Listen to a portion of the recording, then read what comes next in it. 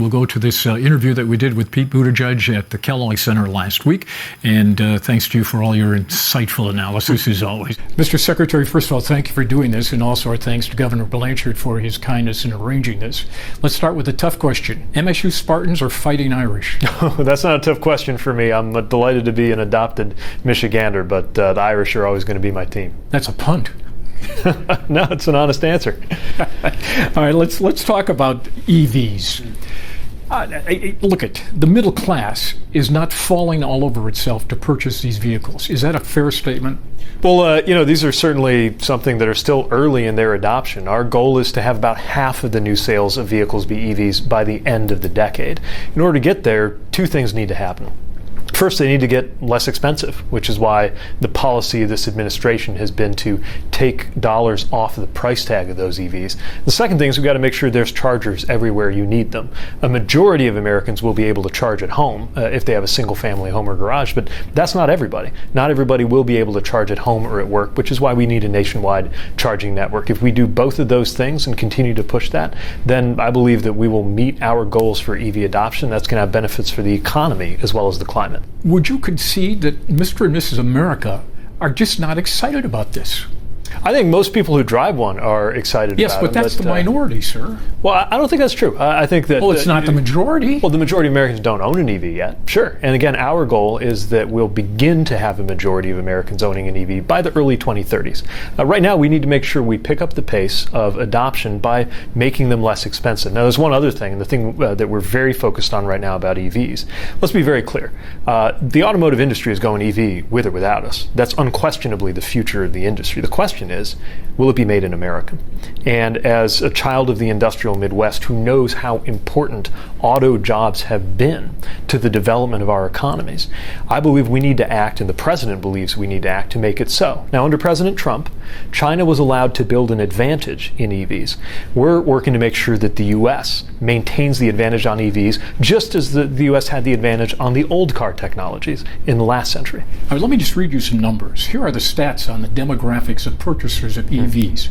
87% white people, 57% people over $100,000, and watch this, people age 57 to 75 are least likely to buy this car. You're in trouble, Mr. Secretary. Well, certainly older Americans tend to be less likely to be the first to adopt newer technologies.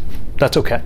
But wait a minute, that's not okay. That's a huge part of the whole demographic. Yeah, again, our goal is that about half of new car sales will be EVs by the end of this decade. And people say that goal is not realistic. Well, we're going to have to make sure that we act to be ready for that goal, not just for climate reasons, but for economic reasons. Now, they're not for everybody today. That's fine. The truth is, America isn't ready for everybody to buy an EV tomorrow.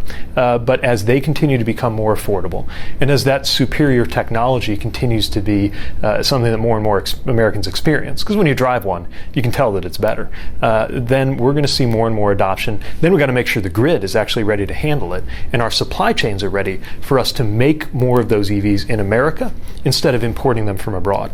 Do you own one? So we've got a plug-in hybrid. It's a Chrysler Pacifica. Never thought I'd be a minivan guy, but becoming a parent does that to you. And we plug it in the garage in our house in Traverse City. What it means is that for the first 30 or 40 miles, it runs electric, which is most of our driving. Flips over to gas when we go more than 30 or 40 miles. And that's a solution that a lot of American families, I think, will find saves them money on gas while allowing them that flexibility for things like longer road trips. All right, there are some danger signals on the horizon. Ford just announced that it's reducing the size of its plant in Marshall. General Motors says, you know what? Maybe we ought to take another look at those hybrids. That does not sound to me like a ringing endorsement that the industry is all in on this. Well, again, there's no going back any more than we're going back to rotary phones. The question is, how quickly will it happen, and how much will it be made in the United States? Well, how are you going to convince them to get in the game? Sounds like they're backing out. Well, no, they're not reversing course any more than... Well, they're changing course. They're adjusting their pace, but they are no more likely to abandon electric vehicles than phone makers are to go back to rotary phones. There is no going back, and we can't afford to go back, because if we fail to lead this, I'm convinced that China will, and the jobs will go with it. Well, the big problem is Tesla's got 60% of the market. You can't buy enough TV commercials to sell enough EVs to get 60% of the market, right? Well, it depends whether you define the market as the EV market or the vehicle market in general. Now, Tesla led the way, and I don't think we'd be here as a country with all the EVs and chargers we have if it weren't for Tesla's leadership. But now what we see is some of the most traditional names in automaking moving in the same direction because, again, it's abundantly clear but the future is not a question between whether you're making EVs or whether you're making gas cars forever. It's a question between whether you're making EVs or whether you're left behind. And as a child of the hometown of Studebaker, a company that went out of business in 1963, and when I became mayor in 2011, we still hadn't recovered. I know the cost of what happens to communities when a company is unable to keep up with the times. So you think you'll hit that 50% mark? I believe we can, but it's not going to happen on its own.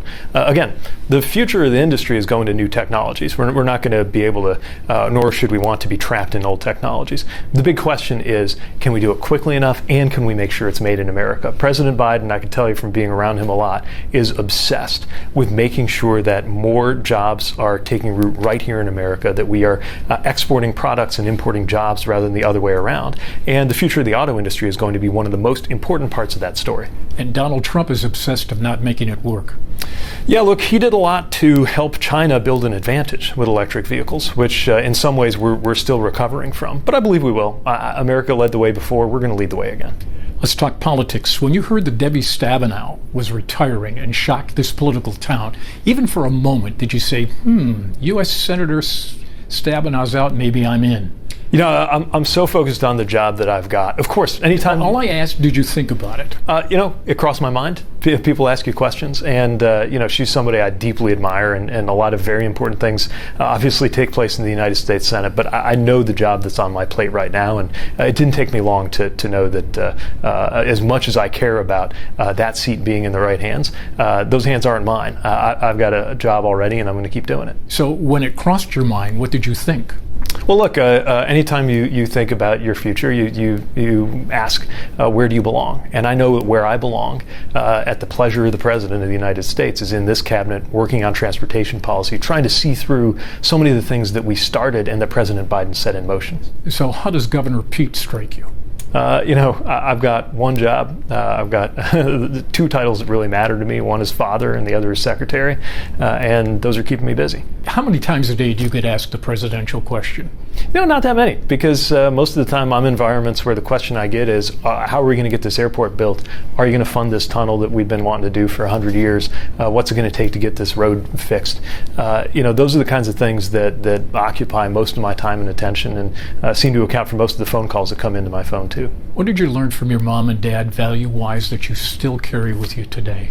My parents are very values-driven people. The news was always on in our house, not because they were politically connected. I don't think I met an elected official, certainly at any point while I was a kid, but because they believed that the decisions that were made in our capitals, our state and national capitals, and in the halls of power, affected people's lives in a very real way, and that so much of what was at stake is how the most vulnerable are made better or worse off by the decisions of the most powerful. And those kinds of values stayed with me in ways that I didn't even fully understand as they were being formed, but now shape the focus that I try to bring to this job, where we know that if we get transportation right, it connects people to opportunity, it connects people to a better life, and it can close gaps in opportunity and wealth. And if we get it wrong, it can make life harder for people who already have it harder than they should. Were they tough on you as a parent? They had high expectations for me, morally, as well as academically, and did you object to that? Well, every teenager has their moments where they bristle under the expectations of their loved ones. I wouldn't go that far, but I grew up in a household with a lot of love, as well as very strong values, and I think about that a lot as Chasten and I try to create the same environment for our son and daughter. How tough is it being Secretary of Transportation and raising two small kids?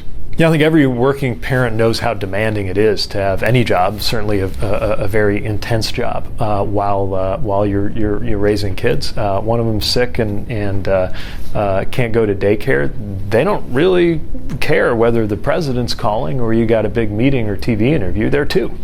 And you got to be there for them, first and foremost. But I've got a boss in President Biden who's a deeply family-oriented person, has tried to set that tone for the entire administration, not just high-profile profile appointees, but for all of us.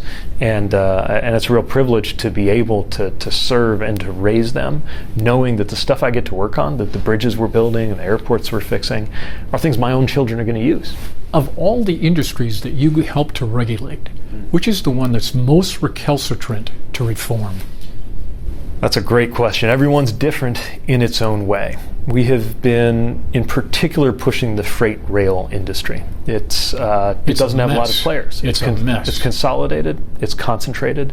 Customers have been frustrated. Workers have been frustrated. There's safety concerns. And so we've really been pushing, in particular, the Class 1 railroads. Are they arrogant?